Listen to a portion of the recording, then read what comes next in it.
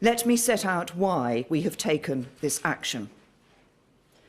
Last Saturday, up to 75 people, including young children, were killed in a despicable and barbaric attack in Douma, with as many as 500 further casualties. We have worked with our allies to establish what happened, and all the indications are that this was a chemical weapons attack.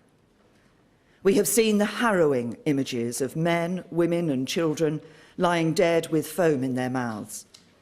These were innocent families who, at the time this chemical weapon was unleashed, were seeking shelter underground in basements. First-hand accounts from NGOs and aid workers have detailed the most horrific suffering, including burns to the eyes, suffocation and skin discoloration, with a chlorine-like odour surrounding the victims. And the World Health Organization has received reports that hundreds of patients arrived at Syrian health facilities on Saturday night with signs and symptoms consistent with exposure to toxic chemicals. We are also clear about who was responsible for this atrocity. A significant body of information, including intelligence, indicates the Syrian regime is responsible for this latest attack. I cannot tell you everything, but let me give an example of some of the evidence that leads us to this conclusion. Open source accounts allege that a barrel bomb was used to deliver the chemicals. Multiple open source reports claim that a regime helicopter was observed above the city of Douma on the evening of the 7th of April. The opposition does not operate helicopters or use barrel bombs. And reliable intelligence indicates that Syrian military officials coordinated what appears to be the use of chlorine in Douma on the 7th of April. No other group could have carried out this attack. Indeed, Daesh, for example, does not even have a presence in Douma. And the fact of this attack should surprise no one. We know that the Syrian regime has an utterly abhorrent record of using chemical weapons against its own people. On the 21st of August 2013, over 800 people were killed and thousands more injured in a chemical attack also in Ghouta. There were 14 further smaller-scale chemicals attacks prior to that summer. At Khan Sheikhoun on the 4th of April last year, the Syrian regime used sarin against its people, killing around 100 with a further 500 casualties. And based on the regime's persistent pattern of behaviour and the cumulative analysis of specific incidents, we judge it highly likely both that the Syrian regime has continued to use chemical weapons since then and will continue to do so. This must be stopped. We have sought to do so using every possible diplomatic channel, but our efforts have been repeatedly thwarted, both on the ground and in the United Nations. Following the sarin attack in eastern Damascus back in August 2013, the Syrian regime committed to dismantle its chemical weapon programme, and Russia promised to ensure that Syria did this, overseen by the Organisation for the Prohibition of Chemical Weapons. But these commitments have not been met. A recent report from the Organisation for the Prohibition of Chemical Weapons has said that Syria's declaration of its former chemical weapons programme is incomplete. This indicates that it continues to retain undeclared stocks of nerve agent or precursor chemicals and is likely to be continuing with some chemical weapons production.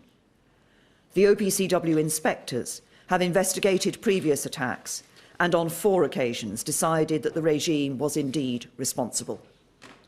And on each occasion, when we have seen every sign of chemical weapons being used, any attempt to hold the perpetrators to account has been blocked by Russia at the UN Security Council, with 6 such vetoes since the start of 2017. Just this week, the Russians vetoed a draft resolution that would have established an independent investigation into this latest attack, even making the grotesque and absurd claim that it was staged by Britain. So we have no choice but to conclude that diplomatic action on its own will not be any more effective in the future than it has been in the past. Over the last week, the UK government has been working intensively with our international partners to build the evidence picture and to consider what action we need to take to prevent and deter future humanitarian catastrophes caused by chemical weapons attacks. When the Cabinet met on Thursday, we considered the advice of the Attorney General, the National Security Advisor and the Chief of the Defence Staff, and we were updated on the latest assessment and intelligence picture. And based on this advice, we agreed that it was both right and legal to take military action, together with our closest allies, to alleviate further humanitarian suffering by degrading the Syrian regime's chemical weapons capability and deterring their use. This was not about interfering in a civil war, and it was not about regime change. As I discussed with President Trump and President Macron, it was a limited, targeted and effective strike with clear boundaries that expressly sought to avoid escalation and did everything possible to prevent civilian casualties. Together, we have hit a specific and limited set of targets.